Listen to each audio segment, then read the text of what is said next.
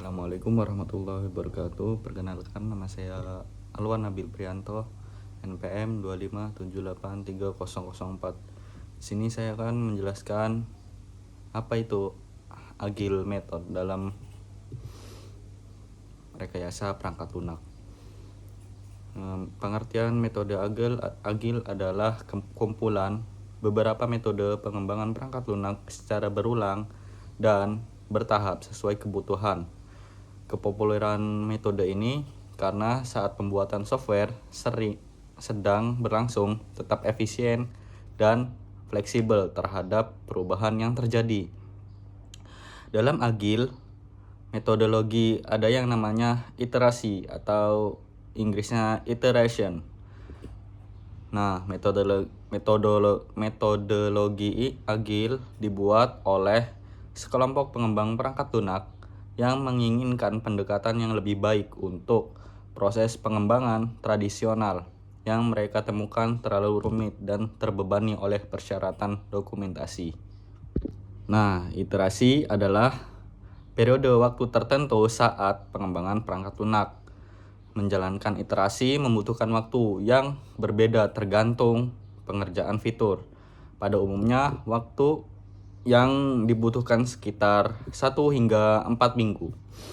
Penggunaan Agile Method sangat fleksibel sehingga memberi dukungan penuh dan cepat pada perubahan yang ada tergantung kebutuhan konsumen. Dengan penerapan terbaik, maka software yang sedang dalam pengembangan akan selalu up to date dan mengikuti teknologi paling mutakhir. Nah, setiap pengembangan software tentu memiliki tujuan khusus. Nah, tujuan metode Agile sendiri memiliki tujuan berbeda. Ada bagi owner, user, hingga tim.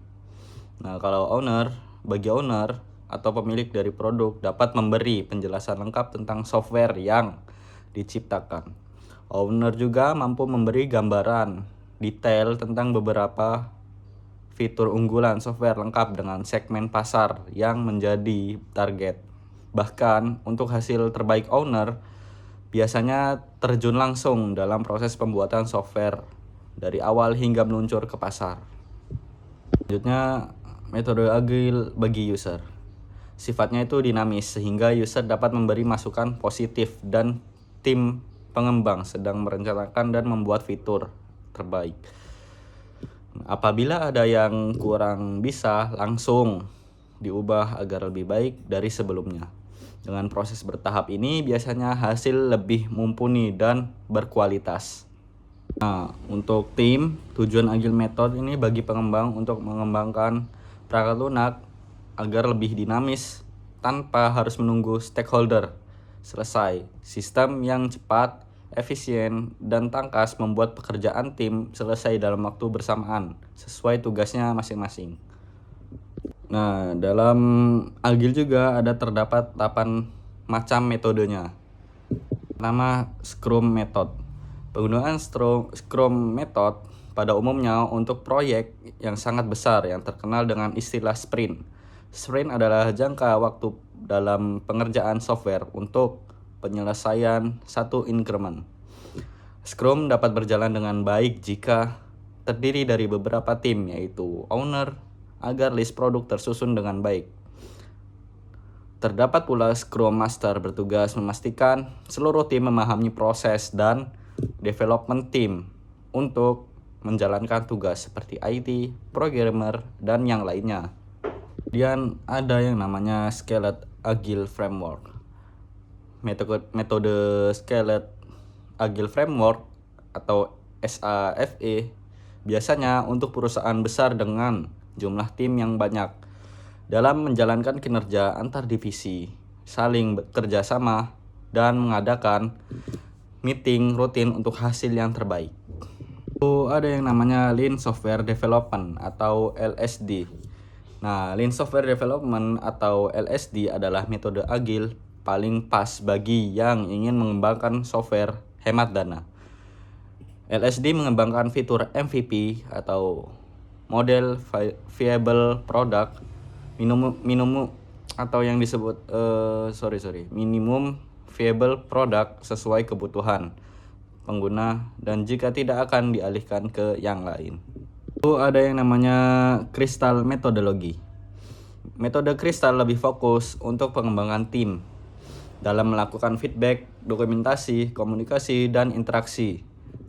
Terdapat 7 prinsip dalam pengembangannya, yaitu yang pertama, frequent delivery, dengan melakukan tes user untuk hasil software secara optimal. Yang kedua, ada yang namanya reflection improvement, bahwa setiap kualitas produk terbaik tetap ada yang masih harus ditingkatkan. Yang ketiga, osmotic communication, untuk memastikan semua pemahaman yang sama akan informasi. Nah, yang keempat, ada namanya personal safety, agar semua dapat mengungkapkan ide tanpa ada rasa takut. Yang kelima, focus on work, agar semua tim paham dengan tugas masing-masing. Nah, yang keenam, ada yang namanya easy access to expert users, bahwa semua anggota boleh bertanya pada user. Dan yang terakhir, ada namanya technical tooling, dengan menggunakan tools pendukung untuk mengetahui kesalahan. Kemudian ada pula yang namanya metode agile, yaitu feature driven development. Agile berikutnya adalah Feature Driven Development atau FDD, yang fokus pada penyelesaian satu fitur. Nah, menyelesaikan satu fitur membutuhkan waktu sekitar 2 hingga 10 hari dan lebih spesifik dalam proses software. Selanjutnya ada Extreme Programming. Extreme Programming disebut pula XP, adalah metode yang lebih fokus ke teknis, proses tim ekstra dalam segala hal untuk menghasilkan produk berkualitas tinggi. Proses dalam XP mencakup planning, perencanaan, desain software, coding, testing, dan listening, mendengarkan masukan pengguna, dan sebagainya. Selanjutnya ada yang namanya Rational Unified Process. Berbeda dengan agile metodologi yang lain, Rational Unified Process atau RUP mengembangkan software sangat lengkap. Kelengkapan berupa panduan, simulasi, contoh, dan pengembangan sistem. Tahapan RUP meliputi inception, identifikasi sistem, dan elaboration, pembuatan desain lengkap. Selain itu ada construction, implementasi desain ke program, dan transition, penyerahan ke user. Yang terakhir, jenis terakhir yaitu Dynamic System Development Method atau DSDM. DSDM adalah metode agil dengan keterlibatan seluruh tim untuk hasil dalam bisnis secara lebih luas. Prinsip dari metode DSDM agar fokus dalam bisnis, penyelesaian on time, kualitas hasil akhir optimal, desain software jelas, dan pengembangan bertahap. Ada juga beberapa kelebihan dalam metode agil. Yang pertama, hasil software berkualitas. Yang kedua, klien puas dan fleksibel. Yang ketiga, fokus kebutuhan konsumen. Yang keempat, kekurangan metode agil. Kemudian ada kekurangan metode agil. Yang pertama, hasil akhir kurang jelas. Yang kedua, tergantung komitmen. Yang ketiga, yaitu dokumentasinya kurang. Nah, kesimpulannya, setiap pengembangan software membutuhkan orang-orang yang berkompeten dalam bidangnya masing-masing dan informasi terbaru yang lainnya. Dari metode yang dipilih, maka membutuhkan planning lebih tepat guna untuk hasil sesuai kebutuhan atau user. Metode agil adalah kerangka kerja untuk pengembangan software atau perangkat lunak untuk hasil produk berkualitas dan menyesuaikan kebutuhan user, klien.